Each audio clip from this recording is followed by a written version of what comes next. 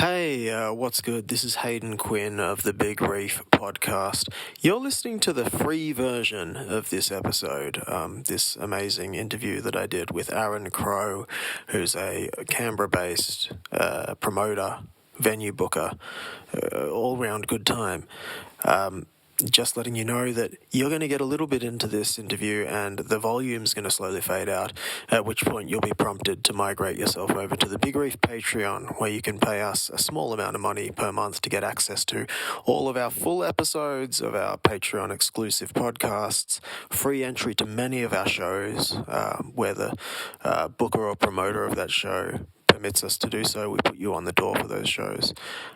Access to our music weeks before it gets released on streaming platforms, early demos of our music, all kinds of amazing things. And very excited to announce a new feature, pictures of my feet, which will be coming soon. So if you're interested in pictures of my feet and full-length episodes of some of these really, really amazing podcasts, please do head over to patreon.com/Big Reef. Just do yourself a favor and do that now, and then you can listen to this full interview. My God, can you imagine? But for now, please enjoy, 15 to 30 minutes worth of this amazing podcast with Aaron Crowe. Please do enjoy. Farewell. This is once again the Big Reef Podcast. We're live and untapped. We're doing something a little bit different this week. It's just me, Hayden, the better brother, here with Aaron Crowe. Something that I've wanted to do for a while here on the podcast is interview people who do interesting things, and Aaron is certainly not an exception to that rule. Aaron, can you say hello? Hello. Okay, beautiful. You can shut up now. Thank you so much for coming on the pod, man. You've just gone through a pretty tumultuous, I would say, probably a year, but let's say in the last month, things have changed a lot for you. I'll just give a bit of context for the listener. You were the band booker at a very, very popular venue here in Canberra called Sideway. Sideway has closed. I would say that in the industry, especially amongst younger bands here in Canberra, you're pretty well revered as someone who is doing a great job at putting people out there and giving them a stage at probably one of the only alternative venues here in Canberra, in my estimation. Tell me a little bit about what the last month has involved for you and how you're feeling about it and how the last few shows at Sideway went. Yeah, it's been crazy. I think over the last month, we've had a couple of different closing dates, and I've had to book and rebook multiple shows. I've sent a million emails and a million messages, just trying to get it all wrapped up because, with the way things were closing, we didn't have a date for a long time. Yeah. And then it came really suddenly. So can you dig a little bit into why? Because it's something that you've mentioned, or people around Sideway have mentioned to me, probably for about a year, maybe not quite that long, but certainly it feels like every conversation I've had with you when I've popped into Sideway has been, if I still have a job here in a month. Why was it so hard to estimate when it would end, and why did it come about so suddenly? Yeah, so Sideway was put up for sale maybe near the end of last year. Okay. And so they had not much interest. Then maybe, a couple of buyers that showed some interest and then dropped out. And this year they just decided they were going to close or just keep going for a while and see what happens. And so for this year, the last 6 months, they've just kept going. And they've finally got a buyer who's renaming it to Shadows. Shadows. Who you might have seen in the Canberra Times. Well, see, they put that article behind a paywall. Oh, really? So I saw something on my Facebook feed. I'm like, oh man, I want to find out about this. I was talking to John, sound guy and partner of yourself, a couple of weeks ago, and he was tight-lipped. He wouldn't. I don't know if I didn't push him at all. Yeah. In his defense, but he said, we've got a buyer, and I don't even know what I'm really allowed to say. Oh, okay, all right. I don't give a fuck. So. Shadows, all right. Yeah, so renaming it Shadows. Haven't really talked to the new owner. Hasn't really talked to me and John, and we're not in in this article and stuff, he's saying that he just wants to keep it the same. Right. We don't Okay. None of the staff are staying on, and Did the I'm not sure article? if he has gear on stuff, Sorry, but- did you say the staff aren't or are? No, they're not, So no. brand new team. Do you in the article does it talk about this guy's previous experience? He was like a sound engineer at the Sydney Entertainment Centre. Okay. I think I All right. saw, which sounds like it was years ago, but Yeah. yeah, I don't really know. Like he came in for one show. It was like the Saturday, the third last show, Right. and I just like shook his hand and said, "Hey, I'm Aaron," Okay. and he stayed for a little bit with his wife, and then like left after like 10 minutes. And so in the article, he talks about wanting to keep the place the same and that he has experience of sound engineering at a very, very large, the kind of venue that hosts someone like Pink 10 nights in a row. Yeah. Interesting. Okay. That's an interesting. That's all the data we have. Yeah. Okay. And so like, Do you want it to succeed or sort of like be a nice successor to what Sideway was? yeah, I do, but it has been a bit weird with this new owner that he hasn't talked to us. Like, he sent us maybe one email, Right. and it's just like we've been so busy that like we haven't been able to like get back to him, and it's not clear like what his plans are or anything like that. Okay. But I think the space, like the location and the space, it's got the stage, like all this work's been put into it. Yeah. That it would be nice if it kept going, but the trouble is, like, for me and like all the other owners and John and the people that work there, we're kind of burnt out. Like, Yes. it's been 5 years for them and 2 years for me of non-stop fucking grinding. And the thing is, like, we don't, we're not getting paid like for the hours we're Right. putting in. So there's Right. a lot of unpaid hours. So Yes. it's been a fucking grind, and like we were doing it together and for each other and for Canberra and for music and all this stuff, and I think I'm kind of keen to move on to other things, and I think other young people that are around in Canberra should really be brought into the fold. You know, people putting on shows, people that are keen, that have got the energy still to keep it rocking. And like then I'll be glad to help out. But doing 2 or 3 shows a week was freaking insane. It's a lot of work. Last year, I mean, yeah, I'm just thinking about the back and forth of email you were talking about. You've had an insane month this last month or so, but even just business as usual, like, I don't know.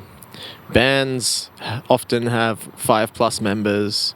One of those bands often don't communicate well with each other. Yeah. Things get shuffled around. Like I can imagine it would have been a full-on job. Job satisfaction. 2 years you were booking Sideway. You brought some amazing bands that a lot of the time I'd see like a lineup go up on social media or something. I go, oh shit! Like I was just listening to them the other day, and I wouldn't have ever thought that they'd come through Canberra. Have you had like a decent amount of feedback from people at shows saying thank you for bringing this band through, or how thankful was the role? Well, I think it was, people were very thankful, and like even like really the biggest thanks was just showing up and buying a fucking ticket. Like that was it. Like it wasn't really about me or us or the owners or whatever. Like they started this shit because they wanted to put on sick club nights or whatever, and then they brought live music into that. Right. So that's interesting because I think my first impression of Sideway probably would have been when I wasn't living in Canberra was that it was more of a club. Yeah. Right. So that was the band stuff came later. Yeah, because Tim and Finn, who ran Pickle, like those pickle parties or whatever. Yep.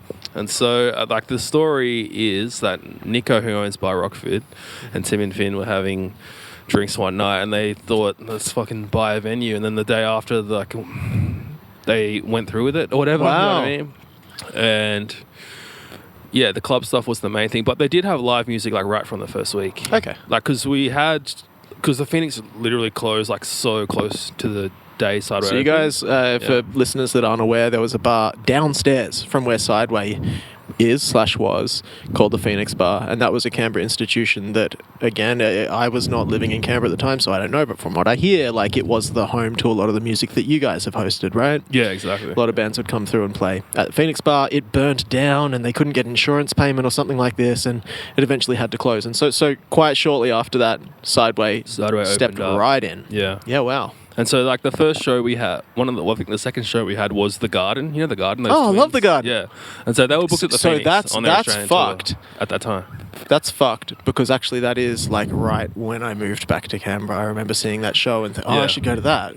That's Yeah. crazy. Okay, so that's short. Sideway had only just opened then. Yeah. Wow. Yeah, which was strange, but like I thought it was a fucking awesome show. But it was funny about, I think the Canberra scene at the time was that a lot of people that I talked to who were there, like my friends and stuff, thought they were thought the Garden were kind of shit. Like they Right. like the Canberra scene thought they were so cool that they were too cool for the Garden. You know what I mean? And the Canberra scene probably was kind of that cool at the time, in my opinion. For real? Anyway. Yeah, for real. So not as cool anymore. Cooler. I don't know. Things change, I guess. I still were the Garden like popping off at that time. I don't think they ever popped off. I don't know. Okay, It's anyway. hard to say. It's a bit cringe, I guess. But Yeah. I like cringe things. I'm in a band called Big Reef. Okay, so that's interesting. And so, but you didn't book that. You weren't booking. No, Tom's. How did that show go? It was awesome. It was like the space was kind of empty, no stage yet, and yeah, heaps of people were there. I think maybe like California Girls might have supported or something. Cool. And it was kind of weird, but kind of sick. Yeah, but I wasn't working at the time. Like I think because Tom Spillane was booking the bands before me. Oh, that's a name I know, but I don't He's know. the who lead it singer is. of the Narcissists. Okay. All around cool guy around Alright. town. Just moved to Melbourne recently. Okay. And like Sia was putting on some nights, like experimental music nights on Wednesdays. Okay. Or bands and stuff, like Sia Mud. And yeah, so like 3 years after they opened, that's when I started. So back then, when it was first opening, did you have any, or was that 3 years prior to you starting to book? Yeah, something like that. Yeah. Were you thinking, oh, that might be fun? Like, did you ever think that you'd get into? Were you doing other things in the music industry in Canberra at that time? Nah, just going to shows. And like, Yeah. I moved to Canberra in like 2013 or whatever, and Where did you come from? from Alice Springs. Alice I grew up Springs. in Alice Springs. Okay. And I just like knew, like I was dating John. I sort of knew the owners a little bit, and I knew a few people around in bands, but not that many. All through John. Like he's like a cool guy. So I you guess. and John got together whilst you were like in separate cities? No. I was here. We Okay, so got together. okay, We both sorry. We both went to Canberra. Understand. And it was kind of like nepotism, I guess, in that Tom was like over it, wanted to give it away, and I talk a lot of shit about like my taste of like what this band sucks or this band's good or whatever, you know what I mean? And so they kind of like vibed with that a little bit and like, you want to give it a go? And I was like, That's bullshit. I never even fucking thought about it. I was like, oh hell yeah! Like I was like, I think I'd like almost finished my degree, and I was like doing fuck all or whatever. So elitism is alive and well in the underground music scene in Canberra. exactly. Fantastic. Good to hear. Love it. Exactly. Okay. And so just like, yeah, just started booking Thursday nights. That's cool. Those So free it was shows. just the Thursday to begin with? Yeah. All right.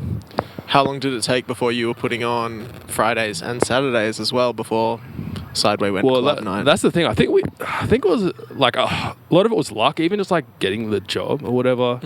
Was just luck and timing, and that I think we had like a COVID bump that year, 2022, right? Because after COVID, everyone started going out all the fucking time. Yep. And the Thursday shows would have like fucking lines out the door for some of them. That's Which crazy. is insane because we had 100 capacity on a Thursday.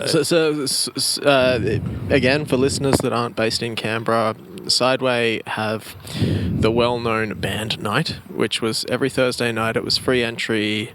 And as someone who had just recently moved from Melbourne, seeing these band nights pop up, I was like, so I grew up in Canberra as well. And I remember when I was 19 and I left the city, I was like, man, there's just not a place for local bands here. And there aren't that many sort of young Canberran bands anyway, so I'm going to leave this city. And from an outsider's perspective, I was like, this Thursday night band thing, I don't know that it could be going so well. And then once I started like realizing, oh, actually I do need to be making music and engaging with some kind of a scene again, and I got reconnected and started going to check them out. Yeah, sometimes there are hundreds of fucking 19 to 23-year-old kids turning up to a... That wasn't the case when I was here. And it was quite a shock. It's such an awesome community. And yeah, so they became sort of like a bit of a revered night here in Canberra. Thursday night, band night, free entry. There's going to be some bands. And sometimes there were interstate, like, decent... I mean, all bands are decent, but, like, bands that you wouldn't expect to see in Canberra because they have a niche audience, and that niche audience, when you come to a town with 500,000 people, the niche audience is very, very small, but they were still coming. And then also just a very broad swath of local talent here in Canberra that, was really accelerated by just young people having access to the internet way earlier than I did, and all these kids are doing amazing things like connecting with all kinds of music. So Canberra's come a long way in that sense. You set up a bit of an institution there with Thursday night free band nights. That's cool, and you always paid the bands. That was good. Yeah, that's true. I mean, like, we were doing Thursdays for a while, and then like COVID happened, and so obviously that shut everything down. And then doing the Thursdays, we booked 3 bands. Each band gets paid $100. Free entry, door person covered, sound person provided, whatever. It's like it never was pay to play at Sideway, which, looking back now, when we're selling the place, we're burnt out, we weren't making enough profit. It was always sustainable in that. I don't know how the owners fucking did it, but they made it fucking work for 5 years, which is so impressive when you realize how fucking difficult and how much it costs to put on live music, especially when a lot of the people we were catering to on a Thursday night, Zoomers don't drink anymore, which is a great thing socially, I guess. Yeah, it's really good for their health. They don't spend money over the bar, and it's I made a point of buying so many beers whenever I went to. So. Yeah, and the thing is, also the bar was always empty. You could walk right up and get a drink. Yeah, it'd be packed out and the bar's empty. But I don't blame them. They just don't realize. They're just young. When I was that age, you weren't really aware of the of the profitability of the business or whatever. No, you know what I mean? And so can't blame them. I mean, and this is a much larger conversation that I'm not ready to have with anyone about the separation of the alcohol industry and the music industry and whether that's even feasible. Yeah, I think people like Gut Wrench here in Canberra are doing a good job of, I don't know, house shows and independent shows, just under and underpass and stuff like that. That kind of takes away the need to sell booze. But anyway, it's a whole different thing. Yeah. But it sucks that this is something I remarked on a lot, is that you'd have sometimes 100+ people all at the venue, all walked in there for free, all supporting local fantastic original music, but none of them, they're not afflicted by the alcohol thing, so none of them are spending any money. Yeah, which is actually fine. The business could have probably been run better. You know what I mean? But that's right. There were so many different conversations I've had over time about it, and even the owners trying different ideas and stuff. We can't blame people. It was a business. You have to try and make a profit, but also Canberra's too small, and so many different factors, the location upstairs, not really a place to sit and drink and hang out, the way it's shaped, the way it's laid out, no natural light really, all these different factors that kind of made it difficult. And so it's I just I bow down to Tim and the gang that made that place work for so long and did all this fucking amazing stuff. And I did fuck all. I sent some fucking emails, but it's Tim and John. Hey, you turned up sometimes. Tim and John fucking carried that place. It's just fucking grinding. And they John never fucking complained. He fucking ran that place for the last year and a half by himself basically. For real, fucking crazy. Yeah. Wow. But anyway, back to the Thursday. Just I think one of the things too was that we had these bands like Spouse who had heaps of friends that were 18, 19 or whatever, and they just started coming to heaps of shows. And I think I was really trying to book shows that brought people in, even if they were 18-year-olds that weren't going to spend any money. Yep. And then later, as I did it more, I learnt, okay, which shows am I going to make some more money over the bar or whatever. But really and that's the thing about the owners too, is fuck, they don't really care that much if the bar's not selling, as long as the fucking vibes are good. If the shit was going off, they're fucking down for it. I feel Sideway kicked 1 billion goals on the vibe and the branding and the audience, and what do you say in marketing? Like brand trust. Like, Yeah, people yeah, for trust the real. brand, right? Yeah. And the reason they trust the brand is that you guys are losing money on Thursday night, and it exactly. sucks. It sucks. Exactly. It really sucks. Yeah. But you were doing the right thing for the right reasons, and and then what's really hard about that too is that like it flows downstream to artists because artists whinge and complain about not getting paid enough to play the shows, Here we go. and no, I'm not going to get into it, but it's just this idea that like you guys were bending over backwards to pay local bands, every band on the bill on a Thursday night, $100 each to show up and play, and I don't know, like it's not a huge amount of money. Yeah, no. And it's just that the system is broken and probably always has been, and potentially always will be. But we can shelve that discussion because again, that's a more serious and certainly a more cringe conversation to have. I think about how can we take the money back from Live Nation or whatever it may be. Yeah. I mean, I'm down to get into it if you are. Well, I don't have any answers. Yeah. Well, I'm a little bit excited about some things. I mean, Morgan and I, we have a Patreon, right? And I think that like there are a lot of things that are pointing me towards the idea that that's kind of, I think that's some kind of weird interim step that a lot of artists and creatives should be looking at.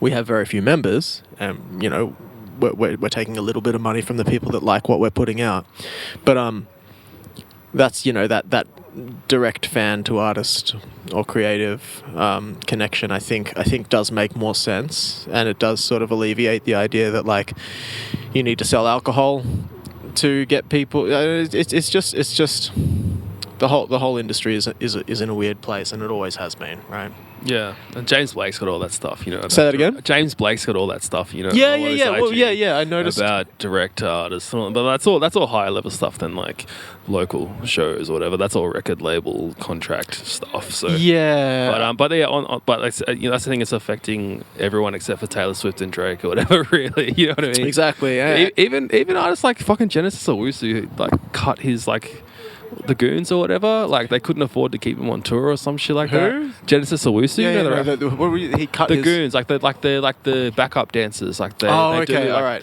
choreograph for his live shows. So he had to drop some dances. And just like, that just seems fucking insane. He's such a huge artist, you know what I mean? Right. Like, yes. Yeah, but that's the way it goes. Yeah. Yeah, there's an entire industry that more or less works, right? But like it works. It sounds so lame and so trite to say it, but like, yeah, there are the people profiting off the labor of creatives, and the creatives aren't making money.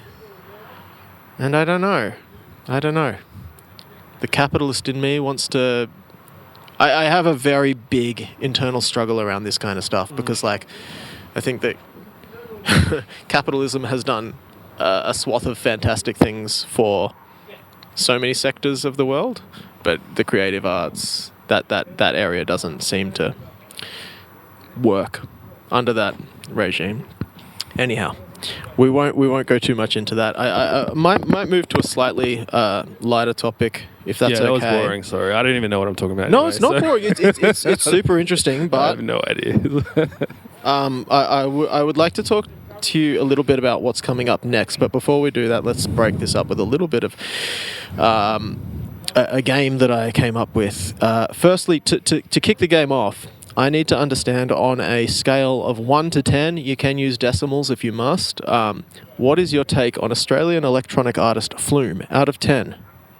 Damn. You can add a rationale after. Let's start with just a number, and then you can explain how you landed on that number. 7.4. Okay, talk to me. What is it? Why? I think I was on the internet at the time. What's that fucking song? Like that big song came.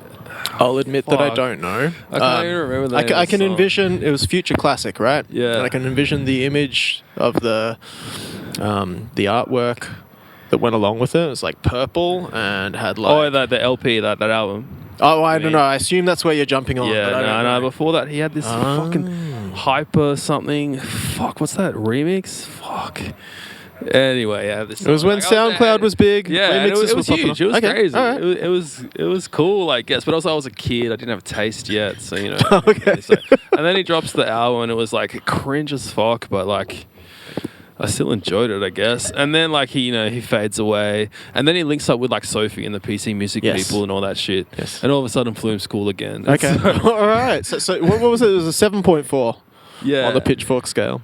Okay, cool. So that's interesting. Not a huge fan, although his latest record, not that anyone asked, but his latest record, I didn't actually mind too much. That would probably be my first attempt to actually listen to a Flume record, though. Really? So I'm not comparing it with anything else. So I'm going to put him at a 6, but that doesn't matter. We're going to use Flume as a metric for the following questions. Okay, so we've established that Flume for Aaron Crowe is at a 7.4. Is it cooler than Flume?